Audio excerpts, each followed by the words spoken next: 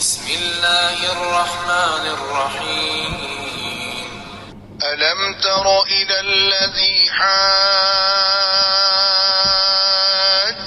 إبراهيم في ربه أن آتاه الله الملك إذ قال إبراهيم ربي الذي يحيي ويميت قال أنا أحيي وأميت قال إبراهيم فإن الله يأتي بالشمس من المشرق فأت بها من المغرب فبهت الذي كفر والله لا يهدي القوم الظالمين.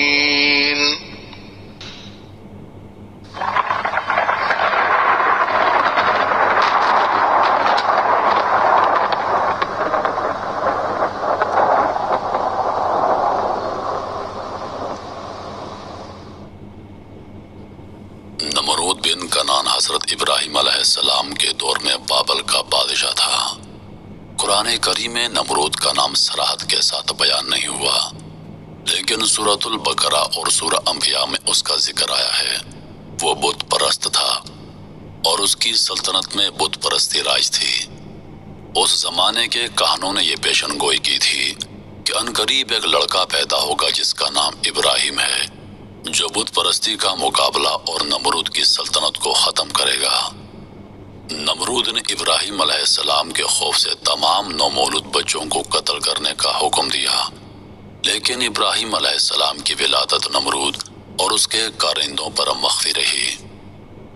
بعض مصادر کے مطابق نمرود خدا کو ڈھونڈنے اور اس سے مقابلہ کرنے کے لیے عقابوں کو آسمان کی طرف لے گیا، لیکن نا امید زمین پر لوٹ آیا۔ نمرود کے حکم سے ایک مینار بنایا گیا جس کی بلندی بہت زیادہ تھی۔ یہ مینار مینار بابل کے نام سے مشہور ہے۔ آخر کار خدا کے حکم سے ایک مچھر ناک کے راستے نمرود کے سر میں داخل ہو گیا، جو اس کی ہلاکت کا باعث بنا۔ نمرود بن کنان بن کوش بن سام بن نوح، جو ابراہیم علیہ السلام کے دور میں بابل کا بادشاہ تھا۔ بعض مورخین نمرود کو حام بن نوح کا پوتا قرار دیتے ہیں۔ نمرود حضرت ابراہیم علیہ السلام کے چچا آزر کا چچا زاد بھی تھا۔ ایرانی نمرود کو فریدون کے لقب سے یاد کرتے ہیں۔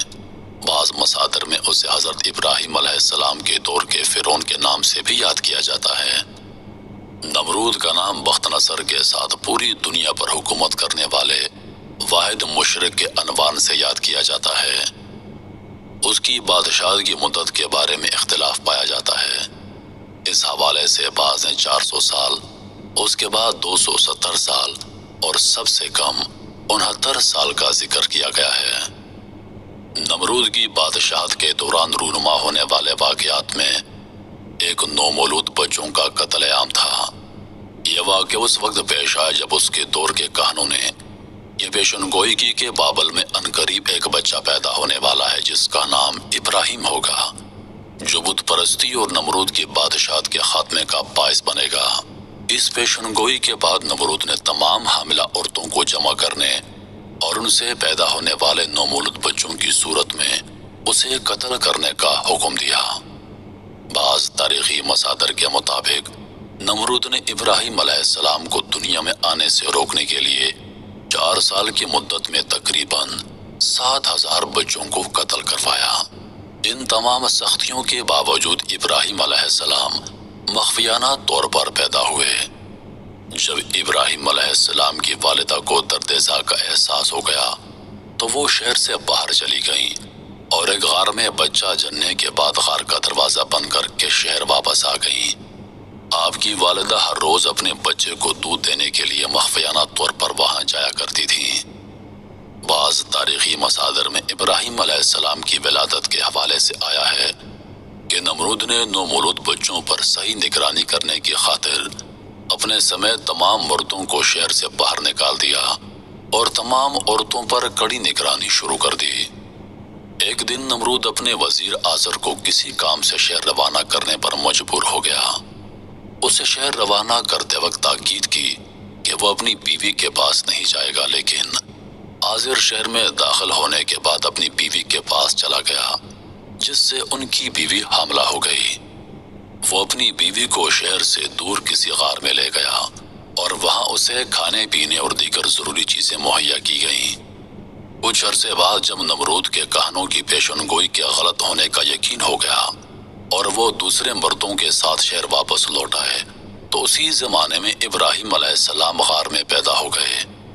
نمرود چونکہ بت پرست تھا اور اپنی سلطنت میں بت پرستی کو رائج کیا ہوا تھا، جب ابراہیم علیہ السلام نے توحید کی دعوت دینا شروع کی تو اس نے ابراہیم علیہ السلام کی مخالفت کی۔ نمرود کا محل مختلف قیمتی پتھروں کے بنائے ہوئے قیمتی بتوں سے بھرا تھا۔ نمرود بتوں کی پوجا کرنے کے ساتھ ساتھ خود بھی خدائی کا دعویٰ کیا کرتا تھا۔ حضرت ابراہیم علیہ السلام مختلف طریقوں سے لوگوں کو توحید اور یکتا پرستی کی دعوت دیتے تھے۔ جب ابراہیم علیہ السلام نے مخفیانہ طور پر بتوں کو توڑ دیا تو آپ کو نمرود کے سامنے پیش کیا گیا۔ اس موقع پر ابراہیم علیہ السلام نے نمرود کی ربوبیت کو رد کیا اور خدا کی وحدانیت کو ثابت کرنے کی قصد سے نمرود سے مناظرہ کیا۔ یہ مناظرہ لوگوں کے سامنے برگزار ہوا اور اس کا تذکرہ قرآن میں سورہ بقرہ میں اس کی طرف اشارہ کیا گیا ہے۔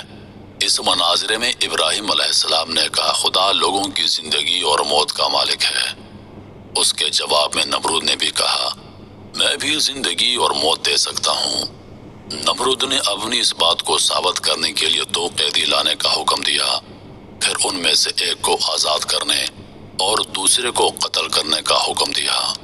گویا جیسے آزادی دی اسے زندگی عطا کی گئی اور جسے قتل کیا اسے موت دی گئی۔ اس موقع پر ابراہیم علیہ السلام نے کہا خدا سورج کو مشرق سے نکالتا ہے، اگر تم بھی خدا ہو تو اسے مغرب سے نکال کر دکھا۔ نمرود حضرت ابراہیم علیہ السلام کی اس درخواست کا جواب نہ دے سکا۔ قرآن میں اسی بات کو کافر کے مبعوث ہونے سے تعبیر کیا گیا ہے۔ جب نمرود کو مناظرے میں شکست ہوئی تو اس نے ابراہیم علیہ السلام کو ان کے خداؤں کی بے حرمتی اور انہیں توڑنے کے جرم میں سزا کے طور پر اسے آگ میں پھینکنے کا فیصلہ کیا۔ نمرود اور بت پرستوں کے اس فیصلے کا تذکرہ سورہ انبیاء کی آیت نمبر 68 میں ہوا ہے۔ نمرود نے اس مقصد کے لیے ایک خاص جگہ تیار کرنے اور لوگوں کو لکڑیاں جمع کرنے کا حکم دیا۔ حضرت ابراہیم علیہ السلام کو جلانے کے لیے لکڑیاں جمع کرنا لوگوں کے لیے اتنا مقدس قرار دیا گیا کہ عورتیں اپنی حاجات کی برآوری اور بیماریوں کی شفا یابی کے لیے بطور نذرانہ لکڑیاں جمع کرنے لگیں۔ تاریخی مصادر کے مطابق بابل کے مقینوں نے حضرت ابراہیم علیہ السلام کو جلانے کے لیے ایک طولانی مدت تک لکڑیاں جمع کی۔ جب لکڑیوں کو آگ لگا دی گئی تو اس کی حرارت اتنی زیادہ تھی کہ کوئی بھی اس کے قریب نہیں جا سکتا تھا۔ اسی بنا پر ابراہیم علیہ السلام کو اس آگ میں پھینکنے کے لیے منجنیق کا استعمال کرنا پڑا۔ قرآن کے مطابق جب ابراہیم علیہ السلام کو آگ میں پھینکا گیا تو خدا کی طرف سے آگ کو ٹھنڈا ہونے اور ابراہیم علیہ السلام کو نہ جلانے کا حکم ملا۔ یوں یہ آگ ابراہیم علیہ السلام کے لیے کوئی نقصان نہ پہنچا سکی۔ اس واقعے کے چند دن بعد جب نمرود کا اس جگہ سے گزر ہوا تو اس وقت بھی آگ کے شعلے بلند تھے، لیکن اس وقت اس کی تعجب انتہا کو پہنچی جب اس نے دیکھا کہ ابراہیم علیہ السلام آگ کے شعلوں کے درمیان صحیح و سالم بیٹھے ہیں۔ اس نے ابراہیم علیہ السلام کو نزدیک سے دیکھنے کے لیے ایک بلند و بالا مینار تیار کرنے کا حکم دیا تاکہ اس پر جا کر آگ کے شعلوں کے درمیان ابراہیم علیہ السلام کو دیکھا جا سکے۔ جب نمرود کو یقین ہو گیا کہ آگ نے ابراہیم علیہ السلام کو کوئی نقصان نہیں پہنچایا، اس وقت اس نے ابراہیم علیہ السلام سے کہا تمہارا خدا بہت بڑا ہے جس نے تجھے آگ سے محفوظ رکھا۔ نمرود نے جب یہ معجزہ دیکھا تو ابراہیم علیہ السلام کو آزاد کر دی اور خدا کی راہ میں 4000 گایوں پر مشتمل قربانی پیش کی۔ حضرت ابراہیم علیہ السلام نے کہا جب تک تو ربوبیت کے دعوے سے توبہ کر کے خدا پر ایمان نہیں لاؤ گے تمہاری قربانی قبول نہیں ہوگی۔ کہتے ہیں کہ نمرود نے خدا سے مقابلہ کرنے کے لیے ایک بلند و بالا مینار بنانے کا حکم دیا جو مینار بابل کے نام سے مشہور ہوا، جو کچھ مدت بعد خدا کے حکم سے نابود ہو گیا۔ آسمانوں میں خدا کی جستجو سے جب نمرود نا امید ہو گیا تو ایک فرشتہ انسانی شکل میں اس کے پاس آیا اور اسے یکتا پرستی کی نصیحت کرتے ہوئے کہا، اے ضعیف انسان، خدا سے ڈرو اور اس کی نافرمانی سے بچو، کیونکہ خدا کی قدرت اور طاقت تم اور تمہاری فوج سے کہیں زیادہ ہے۔ اگر وہ چاہے تو تجھے اپنی سب سے ضعیف مخلوق کے ذریعے ہلاک کر دے گا۔ اس موقع پر نمرود نے اپنے علاوہ کسی اور کی بادشاہی سے انکار کرتے ہوئے خدا سے مقابلے کا تقاضا کیا۔ فرشتے نے اسے اپنا لشکر جمع کرنے کے لیے 3 دن کی مہلت دی۔ 3 دن کے بعد اللہ کے حکم سے مچھروں نے نمرود کے سپاہیوں پر حملہ کر دیا، جس کے نتیجے میں اس کی ساری فوج فرار ہو گئی۔ کچھ مدت بعد وہی فرشتہ دوبارہ نمرود کے پاس آیا اور اسے اس کے لشکر کی شکست کی یاد آوری کرتے ہوئے خدا پر ایمان لانے کا کہا اور قبول نہ کرنے کی صورت میں موت واقع ہونے کی دھمکی بھی دی۔ نمرود نے اس دفعہ بھی قبول نہیں کیا۔ خدا نے ایک مچھر کو نمرود پر مسلط کیا جو ناک کے راستے نمرود کے دماغ میں داخل ہو گیا۔ نمرود کے سر میں شدید درد شروع ہو گیا اور درد کی شدت یہاں تک تھی کہ وہ اپنے سر پر جوتا مارنے لگا، جس سے مچھر کچھ لمحے کے لیے آرام سے بیٹھ جاتا، یوں اسے بھی آرام ملتا۔ اس کے بعد جو بھی نمرود کے پاس آتا اس کے احترام میں ہاتھ کا بوسہ لینے کے بجائے اسے آرام اور سکون دینے کی خاطر اس کے سر پر ہتھوڑی کے کئی وار رسید کرتا۔ محترم ناظرین، امید کرتا ہوں کہ ویڈیو آپ دوستوں کو پسند آئی ہوگی۔ مزید ایسی ویڈیوز دیکھنے کے لیے ہمارے چینل کو سبسکرائب کر دیں۔ انہی لفظوں کے ساتھ اجازت چاہوں گے اس امید کے ساتھ کہ سانسوں نے وفا کی تو اگلی بار ایک اور ویڈیو لے کر آپ کی خدمت میں حاضر ہوں گا۔